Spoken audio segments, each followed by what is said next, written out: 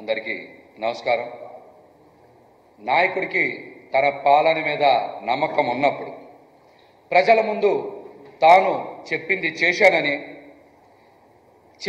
చేశానో లేదో చూసుకోండి ఛాలెంజింగ్గా చెప్పగలిగినటువంటి ఒక గొప్ప వ్యక్తి సీఎం జగన్మోహన్ రెడ్డి గారు. ఒక చేత్తో 2019 మేనిఫెస్టోని పట్టుకొని దాన్ని అమలు చేశానని, మరొక చేత్తో ఇక మీదట చేయబోయేటువంటి పనులను చెప్పగలిగినటువంటి దమ్ము ధైర్యం ఉన్నటువంటి ఒక గొప్ప ముఖ్యమంత్రి జగన్మోహన్ రెడ్డి గారు ఈ దేశంలోనే లేరని చెప్పేందుకు కూడా నాకు చాలా గర్వంగా ఉంది. జగన్మోహన్ రెడ్డి గారు ఫ్యాన్ గుర్తుకి ఓటేస్తే ఇప్పటి వరకు మారినటువంటి జీవితాల యొక్క గణాంకాలను వివరిస్తూ మళ్ళీ ఫ్యాన్ గుర్తుకి ఓటేస్తే ఏం చేస్తానో చెప్తూ ఉంటే, మరొక పక్కన చంద్రబాబు నాయుడు గారు 14 ఏళ్ళు ముఖ్యమంత్రిగా పనిచేసి ప్రజలకి ఎలాంటి మేలు చేశానో చెప్పుకోలేనటువంటి ఒక దిక్కుమాలినటువంటి పరిస్థితిలో ఉన్నటువంటి వ్యక్తి ఆయన పదే ఒకటే చెప్తా ఉన్నారు, జగన్మోహన్ రెడ్డి గారిని ఓడించడమే మా అందరి ముందున్నటువంటి లక్ష్యమని రోడ్ల మీద ఇష్టానుసారం తిరుగుతూ ఉన్నారు. 14 ఏళ్ళు ముఖ్యమంత్రిగా చేసి 4 మంచి పనులు కూడా చెప్పుకోలేకపోతా ఉన్నారంటే, ఇలాంటి ఒక నీచమైనటువంటి చంద్రబాబు గారు లాంటి రాజకీయ నాయకుడిని ప్రజలు ఎప్పటికీ కూడా హర్షించరని కూడా ఈ సందర్భంగా తెలియజేస్తా ఉన్నా. జగన్మోహన్ రెడ్డి గారికి ప్రజల్లో వస్తున్నటువంటి ఆదరణ చూసి అక్కస్తో, ఈర్ష్యతో, ద్వేషంతో ఆయన నిరాశ నిస్పృహల్లోకి వెళ్ళిపోయి జగన్మోహన్ రెడ్డి గారి మీద దాడి చేయండి అని, చంపండి అని ఆయన హింసని ప్రేరేపించేలాగా, కిరాయి మోకలికి ఆయన ఏదో నాయకుడిలాగా, ఆయన ప్రజాస్వామ్యంలో ఒక రాజకీయ పార్టీ నాయకుడిలా మాట్లాడట్లా, కిరాయి మోకలికి నాయకుడిలాగా, లేకపోతే సుఫారీ ఇచ్చి హత్యలు చేయించేటువంటి ఒక గ్యాంగ్కి నాయకుడిలాగా చంద్రబాబు నాయుడు గారు మాట్లాడుతూ ఉన్నారంటే ప్రజలు దీన్ని గమనించాలి. ఇటువంటి వ్యక్తి వల్ల పేద ప్రజల జీవితాల్లో ఎటువంటి మార్పు రాదు. ఇటువంటి వ్యక్తిని ఈ రాష్ట్రం నుంచి పారద్రోలకపోతే, తరిమేయకపోతే పేద ప్రజల జీవితాల్ని చిదిమేస్తారని కూడా ఈ సందర్భంగా ప్రజలకైతే తెలియజేస్తా ఉన్నా. చంద్రబాబు గారి సభల్లో కూడా ప్రజలు ఒకటే చెప్తా ఉన్నారంట, నిన్ను నమ్మం బాబు, మా నమ్మకం జగన్ గారే అని ప్రతి చోట చెప్తూ ఉండబట్టే ఆయన బ్యాలెన్స్ కోల్పోయి మతి స్థిమితం తప్పి జగన్మోహన్ రెడ్డి గారి మీద ఇష్టానుసారం మాట్లాడుతూ ఉన్నారు. మనం చూస్తున్నాం, సీఎం జగన్ గారు పేద ప్రజల జీవితాల్లో మార్పు రావాలని, నిన్న కన్నా నేడు, నేటి కన్నా రేపు వారి జీవితాలు బాగుండాలని, వారి పిల్లల జీవితాలు బాగుండాలని, పేద ప్రజలు డబ్బున్న వారి పిల్లలతో సమానంగా చదువుకోవాలని, నాణ్యమైన విద్యని అందిస్తూ, ఉన్నతమైనటువంటి విద్యని అందిస్తూ సామాన్య ప్రజల జీవితాల్లో ఒక తరాన్ని మార్చాలని నిరంతరం కృషి చేస్తున్నటువంటి జగన్మోహన్ రెడ్డి గారు ఈ రోజున సరస్వతి దేవికి మారు రూపంగా మారిపోయారని పేద ప్రజలందరూ కూడా ఆయన్ని కొనియాడుతూ ఉన్నారు. ప్రతి అక్క చెల్లెమ్మకి సొంత ఇంట్లో ఉండాలనేటువంటి కళ ఉంది. ఆ కళని సాకారం చేయాలనేటువంటి ఒక గొప్ప ఉద్దేశంతో జగన్మోహన్ రెడ్డి గారు రాష్ట్రంలో 31 లక్షల మంది అక్క చెల్లెమ్మలకి ఇళ్ల పట్టాలు ఇచ్చి వారిని సొంత ఇంటి కళ సాకారం చేయాలని ఇప్పటికే సుమారు 9.2 లక్షల ఇళ్ల నిర్మాణం పూర్తి చేసి, మిగతా వాటిల్లో ఇళ్ల నిర్మాణం శరవేగంగా జరుగుతూ ఉన్నాయి.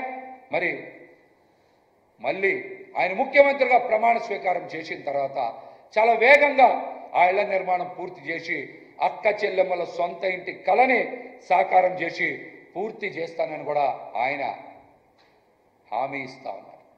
ఆయన హామీ ఇస్తా ఉన్నారు. అటువంటి పని ఎక్కడైనా సరే చంద్రబాబు నాయుడు గారు కానీ కూటమిలో నాయకులు కానీ ఎక్కడన్నా మాట్లాడుతున్నారా? ఎక్కడైనా చెప్తున్నారా? ఒకళ్ళ భజన ఒకళ్ళు చేసుకుంటున్నారు. అక్కడ వ్యానుల మీద నుంచొని చంద్రబాబు నాయుడు గారేమో పవన్ కళ్యాణ్ గారిని పొగడ్డం, పవన్ కళ్యాణ్ గారేమో చంద్రబాబు నాయుడు గారిని పొగడ్డం. ఒకళ్ళ మీద ఒకళ్ళు భజన చేసుకోవడమే, అంతేగాని ప్రజలకి మంచి చేస్తామని కానీ, ప్రజలకి మేలు చేస్తామని కానీ, పథకాలు ప్రవేశపెడతామని కానీ ఎక్కడ మాట్లాడట్లా. వాళ్ళు ఎంతసేపు జగన్మోహన్ రెడ్డి గారి మీద అక్కసు వెలగొక్కోవడం, లేదంటే ఒకళ్ళ మీద ఒకళ్ళు భజన చేసుకోవడం. ఎట్లాంటి వ్యక్తులు రాష్ట్రానికి అవసరమా? ఎట్లాంటి కూటమిలు రాష్ట్రానికి అవసరమా? జగన్మోహన్ రెడ్డి గారు లాంటి వ్యక్తి పేద ప్రజల జీవితాన్ని మార్పు తీసుకొచ్చి వాళ్ళని ఉన్నతంగా తీర్చిదిద్దాలనేటువంటి ఒక గొప్ప సంకల్పంతో పనిచేస్తూ ఉన్నారు. అందుకని పేద ప్రజల నమ్మకం జగన్మోహన్ రెడ్డి గారు అయ్యారు. పేద ప్రజల నమ్మకం జగన్మోహన్ రెడ్డి గారు అయ్యారు. ఈ రోజున ప్రతి ఇంట్లో జగన్మోహన్ రెడ్డి గారు బొమ్మ పెట్టుకొని పూజిస్తున్నారంటే ఆయన యొక్క పరిపాలన విధానం, పేదల పట్ల జగన్మోహన్ రెడ్డి గారికి ఉన్న ప్రేమ, వాళ్ళ జీవితాల్ని ఉన్నతంగా తీర్చిదిద్దాలనేటువంటి ఒక కమిట్మెంట్. అందుకనే జగన్మోహన్ రెడ్డి గారిని జననాయకుడిగా ఈ ప్రజలందరూ కూడా ఆయన్ని కొలుస్తూ ఉన్నారు. మాట మాటికి నిరుద్యోగం, ఉద్యోగాలు లేవు అని మాట్లాడుతూ ఉన్నారు. ఈ రాష్ట్రంలో సచివాలయ వ్యవస్థని ఏర్పాటు చేసి 2 లక్షల మందికి పైగా ఉద్యోగాలు ఇస్తే అవి ఉద్యోగాలు ఇచ్చినట్టు కాదా? అవి ఉద్యోగాలు ఇచ్చినట్టు కావా? అవి ప్రభుత్వ ఉద్యోగాలు కావా?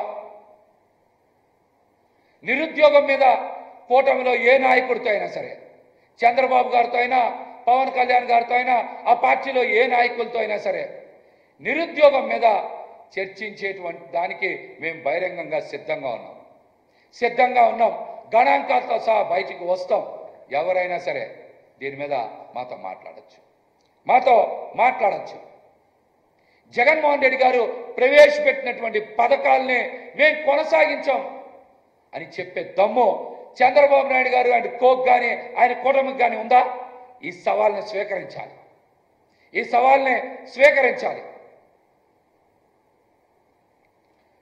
మేనిఫెస్టో అంటే జగన్మోహన్ రెడ్డి గారు చెప్పారు, మాకు బైబిల్, ఒక ఖురాన్, ఒక భగవద్గీతని. కానీ చంద్రబాబు నాయుడు గారు ఈ ప్రపంచంలో ఏ రాజకీయ పార్టీ కూడా చేయదు.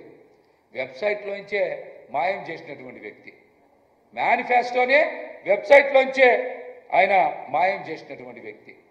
అటువంటి వ్యక్తి జగన్మోహన్ రెడ్డి గారు అమలు చేసినటువంటి సంక్షేమ పథకాలని కలలో అన్న అమలు చేయగలదా చంద్రబాబు నాయుడు గారు? కనీసం వాస్తవంలో కాదు, కలలో అయినా సరే జగన్మోహన్ రెడ్డి గారు అమలు చేసినటువంటి సంక్షేమ పథకాలని చంద్రబాబు నాయుడు గారు కలలో అన్న అమలు చేయగలరా? ఆయనకి ఎంతసేపు కూడా పెత్తందారులకి, పెట్టుబడిదారులకి, పారిశ్రామికవేత్తలకి దోచిపెట్టడం ఆయన ఎజెండా. అందుకే ఆయన అధికారంలోకి వస్తారు.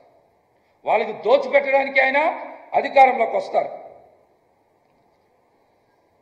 ఇంకో పక్కన జగన్మోహన్ రెడ్డి గారు సామాజిక న్యాయం చేస్తూ ఉన్నారు. బీసీ, ఎస్సీ, ఎస్టీ, మైనార్టీలందరికీ కూడా మరి 50% పైగా చట్టసభల్లో తీసుకెళ్ళడానికి, అది అసెంబ్లీలో, ఇటు పార్లమెంట్లో 100కి పైగా స్థానాలు ఇచ్చినటువంటి ఒక గొప్ప వ్యక్తి జగన్మోహన్ రెడ్డి గారు.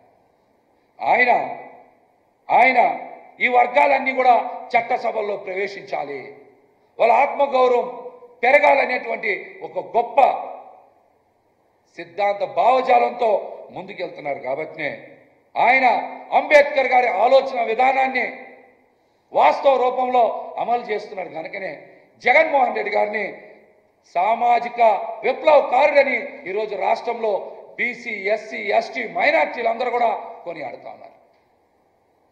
ఆయన సామాజిక న్యాయం చేస్తూ ఉన్నారు. కానీ లోకేష్ గారు లాంటి వ్యక్తి సామాజిక సమతుల్యత అమరావతిలో దెబ్బతింటదని, పేద సామాన్య వర్గాలు ఎవరు కూడా అక్కడ నివాసం ఉండకూడదని జగన్మోహన్ రెడ్డి గారు పెద్ద మనసుతో అక్కడ ఇళ్ల పట్టాలు ఇస్తే కోర్టులో వేసి ఆయన్ని నిలుపుదల చేయించినటువంటి ఒక దుర్మార్గ నైజం ఉన్నటువంటి వ్యక్తి నారా లోకేష్ గారు. పేద ప్రజలంట అమరావతిలో ఉంటే సామాజిక సమతుల్యత దెబ్బతింటదంట.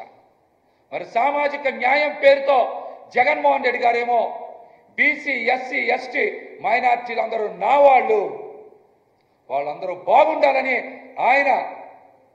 ఆయన కష్టపడి పనిచేస్తూ ఉంటే, మరి నారా లోకేష్ గారు లాంటి వ్యక్తి సామాజిక సమతుల్యత దెబ్బతింటదని కోర్టులో కేసులు వేస్తున్నటువంటి అంశాన్ని పేద ప్రజలందరూ కూడా గుర్తుపెట్టుకోవాలి. ఇట్లాంటి పెట్టుబడిదారులకి, పెత్తందారులకి, అహంకారంతో విర్రవీగేటువంటి వ్యక్తులకి రాబోయే ఎన్నికల్లో మీరు బుద్ధి చెప్పాలని కూడా ఈ సందర్భంగా విజ్ఞప్తి చేస్తూ ఉన్నా.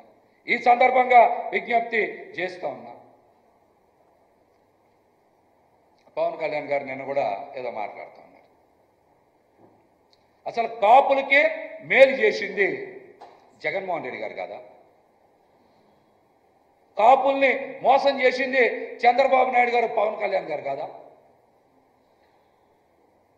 కాపు సామాజిక వర్గం అభివృద్ధి చెందాలని జగన్మోహన్ రెడ్డి గారు గత మేనిఫెస్టోలో 10,000 కోట్ల రూపాయలు, ఏడాదికి 2,000 కోట్ల రూపాయలు ఖర్చు చేస్తాం, అక్క చెల్లెమ్మల జీవితాలు మెరుగ్గా ఉండడానికి సహకరిస్తామని చెప్పి మేనిఫెస్టోలో చెప్పిన దానికన్నా మిన్నగా 34,000 కోట్ల రూపాయలు కాపు సామాజిక వర్గ అభివృద్ధికి, సంక్షేమానికి ఖర్చు పెట్టి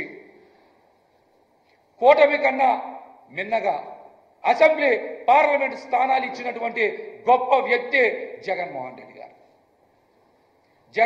గారు. కాపులకి మేలు చేసినటువంటి వ్యక్తే జగన్మోహన్ రెడ్డి గారు. కానీ కాపుల్ని ఓటు బ్యాంకుగా మార్చుకోవాలి, కాపుల్ని చంద్రబాబు నాయుడు గారికి ఏదో విధంగా పల్లకి మోసేలా తయారు చేయాలి, జనసేనని పసుపు సేనగా మార్చేయాలి అని నిరంతరం కుక్క కన్నా ఎక్కువ విశ్వాసం చూపిస్తున్నటువంటి వ్యక్తి పవన్ కళ్యాణ్ గారు. ఆయన ఏ రోజన్నా సరే కాపులకి మేలు చేసేలాగా మాట్లాడారా? చెప్పండి. ఆయన చంద్రబాబు నాయుడు గారి ఇంటి ముందేదో కట్టిపడేస్తే ఆయన విశ్వాసం ఎక్కువ చూపిస్తూ ఉన్నారు. మీరు ఎందుకు అంత విశ్వాసం చూపిస్తూ ఉన్నారు? ఏం ప్యాకేజ్ తీసుకున్నారు? ఏం లబ్ధి పొందారు? మీరు ఇంతగా ఒరిగిపోయి తెలుగుదేశం పార్టీ పల్లకి మోయడానికి ఎందుకంత శ్రమిస్తూ ఉన్నారు? దీనికి గల మీ వ్యక్తిగత ప్రయోజనాలు ఏంటో ప్రజలందరికీ ఒకసారి చెప్పండి. పవన్ కళ్యాణ్ గారు పొద్దున్న లేచిన దగ్గర నుంచి ఎన్నికల ప్రచారంలో తెలుగుదేశం పార్టీ అధ్యక్షులు చంద్రబాబు నాయుడు గారి గురించి భజన చేయడం, బాకా ఓదడం, ఇదే పని అయిపోయింది ఆయనకి. ఇంకా ఇదే పని అయిపోయింది. ఆయన తీరు చూసి కాపు సామాజిక వర్గం కూడా తీవ్రంగా కలత చెందుతూ ఉంది. పవన్ కళ్యాణ్ గారు ఎదగడో, కాపుల్లో మరొకరిని ఎదగనివ్వరు. ఆయన రాజకీయం చెయ్యడు, ఇంకొక వ్యక్తిని రాజకీయాలు చెయ్యనివ్వరు. ఇదేం వ్యవహారం?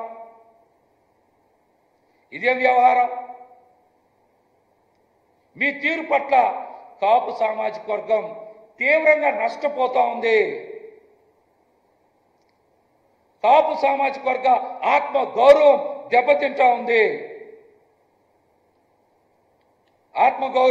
దెబ్బతింటా ఉంది. ఏ రోజైనా సరే మీరు కాపు రిజర్వేషన్ల గురించి చంద్రబాబు నాయుడు గారితో ఒక్క మాట మాట్లాడారా? కాపు యువత తాము సంపాదించిన డబ్బుల్లో తినకుండా జనసేనకి విరాళాలు ఇస్తుంటే ఆ కాపు యువత కోసమో ఆ కాపు సామాజిక వర్గం కోసమో ఒక్కసారైనా నోరెత్తారా పవన్ కళ్యాణ్ గారు? మీరు ముద్రగడ పద్మనాభం గారిని అవమానించిన, వారి పట్ల దారుణంగా ప్రవర్తించిన ఇవన్నీ పవన్ కళ్యాణ్ గారికి కనిపించలేదా? ముద్రగడ పద్మనాభం గారో హరిరామ జోగే గారో మీకు చాలా లేఖలు రాస్తే ఒక్కసారి కూడా మీరు ఎందుకు స్పందించరా?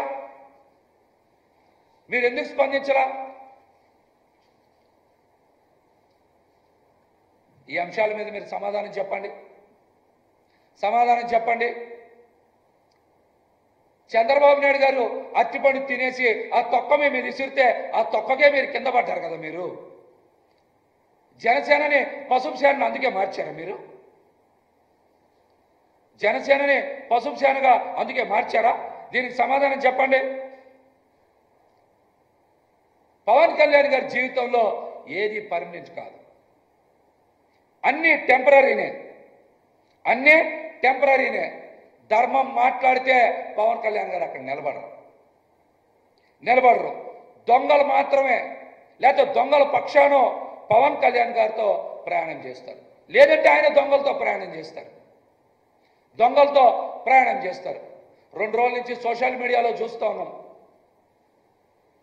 కాకినాడ ఎంపీ అభ్యర్థి ఉదయ్ శ్రీనివాస్ గురించి పెద్ద ఎత్తున సోషల్ మీడియాలో ట్రోలింగ్ అవుతుంది. ఆయన ఇంజనీరింగ్ చదవలేదని, ఆయన మీద లుకౌట్ నోటీసులు ఉన్నాయని, విదేశాల్లో మోసం చేశారని, వీటి మీద మీరు ప్రజలకి స్పష్టత ఇవ్వాలి.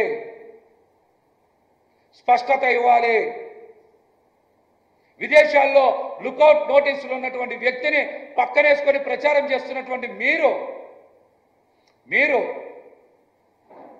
ప్రజల గురించి మాట్లాడే అర్హత లేదు. దొంగల్ని 420ని పక్కన నుంచోబెట్టుకొని ప్రచారం చేసేటువంటి మీకు ప్రజలు మద్దతు ఇవ్వరు. ఇంకో ముఖ్యమైన విషయం, పవన్ కళ్యాణ్ గారికి ఎక్కడ బాగా తగ్గాలో తెలుసు, ఎలా తగ్గాలో బాగా తెలుసు. ఎక్కడ తగ్గితే చంద్రబాబు నాయుడు గారి దగ్గర బాగా ప్యాకేజ్ వస్తుందో తెలిసినటువంటి ఏకైక వ్యక్తి ఈ రాష్ట్రంలో పవన్ కళ్యాణ్ గారే.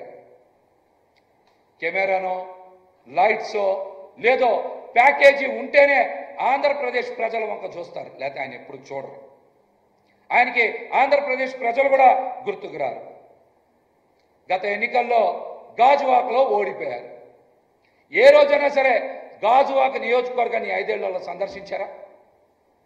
అక్కడ ఉన్న నాయకులతో కనీసం 10 మంది నాయకులతో మాట్లాడారా?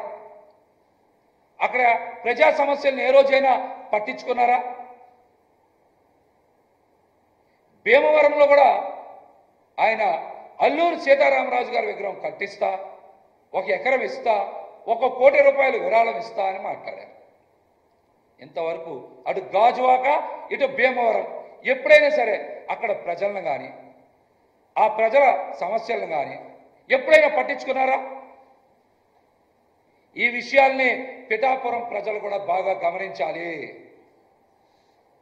ఇట్లాంటి విషయాల్ని పిఠాపురం ప్రజలు కూడా బాగా గమనించాలి. ఈయన ఎప్పుడు కూడా ప్రజల పక్షాన్ని నిలబడరు, ప్రజల కోసం పని చెయ్యరు. కేవలం చంద్రబాబు గారి కోసమో తెలుగుదేశం పార్టీ కోసం మాత్రమే పని చేస్తారు ఈయన. ఈ వాస్తవాన్ని మీరందరూ కూడా గమనించాలి. ఇంకొక ముఖ్యమైన విషయం, 2019 తర్వాత జనసేన పార్టీ నుంచి కేవలం కాపులు మాత్రమే ఎందుకు వైదొలిగారు? కాపు నాయకులు మాత్రమే ఎందుకు వైదొలిగారు? వెళ్ళిపోవడానికి కారణం ఏంటి? ఏదో ఒకరిద్దరు వెళ్ళిపోయారంటే వ్యక్తిగత కారణాలు ఇంకోటి అవచ్చు, కానీ 10ల సంఖ్యలో జనసేన పార్టీలో ముఖ్యమైన కాపు నాయకులు అందరూ కూడా ఎందుకు జనసేన పార్టీని వదిలి వెళ్ళిపోయారు? వాళ్ళందరినీ మీరే పంపించారా? లేకపోతే చంద్రబాబు నాయుడు గారి ఆదేశాల మేరకు, చంద్రబాబు నాయుడు గారి బ్రోకర్ అయినటువంటి నాదెండ్ల మనోహర్తో కుట్ర పన్ని బయటికి పంపించేశారా? దీనికి మీరు సమాధానం చెప్పాలి. దీనికి మీరు సమాధానం చెప్పాలి. ముఖ్యంగా ఆ రోజున పార్టీని వదిలేసి వెళ్ళిపోయినటువంటి కాపు నాయకుల్లో మరి తమిళనాడు సిఎస్ ఆర్ఆర్ రామ్మోహన్ రావు గారు ఉన్నారు, జేడి లక్ష్మీనారాయణ గారు ఉన్నారు, అదేవిధంగా చింతల పార్థసారథి గారు ఉన్నారు, మాదాస్ గంగాధరం గారు ఉన్నారు, ముత్తంశెట్టి కృష్ణారావు గారు ఉన్నారు, ఆకుల చంద్రశేఖర్ గారు ఉన్నారు. ఇలా చాలామంది కాపు నాయకులు మాత్రమే పార్టీ నుంచి బయటికి పంపించారంటే దాని వెనకున్న కుట్ర ఏంటి? దాని వెనకున్న కుట్ర ఏంటి? చంద్రబాబు నాయుడు గారి ఆదేశాల మేరకు మీరు ఈ పనులన్నీ చేశారా? దీనికి సమాధానం చెప్పండి. పార్టీలో మిమ్మల్ని నిత్యం అంటిపెట్టుకుని ఉండి మీకు సేవలు చేసినటువంటి ఒక కాపు యువకుడు అంజిబాబు లాంటి వ్యక్తి కూడా మీరు ఎందుకు బయటికి పంపించేశారో సమాధానం చెప్పాలి. సమాధానం చెప్పాలి. దీంతో పాటు Hyderabad party office account section కాలిపోయి ఏడాది అవుతుంది. ఇంతవరకు మీరు ఎఫ్ఐఆర్ నమోదు చేయించారా? చేయించలేదా? దర్యాప్తు చేయించారా? చేయించలేదా? అకౌంట్ సెక్షనే ఎందుకు కాలిపోయింది? అక్కడ ఇన్కమ్ ట్యాక్స్కి సంబంధించినటువంటి ఫైల్సే ఎందుకు కాలిపోయినాయి? మీరే కాల్పించేశారా? మీరే ఆ పని చేశారా? మీరే ఆ పని చేసి అక్కడ కార్యాలయంలో పనిచేస్తున్నటువంటి 42 యువకుల మీద ఆ నెపం నెట్టి వాళ్ళని బయటికి పంపించారా? ఆ బయటికి పంపించిన 42 మందిలో కూడా 30 మందికి పైగా కాపు యువత ఉన్నారా లేరా? దీనికి కూడా మీరు సమాధానం చెప్పాలి. సమాధానం చెప్పాలి.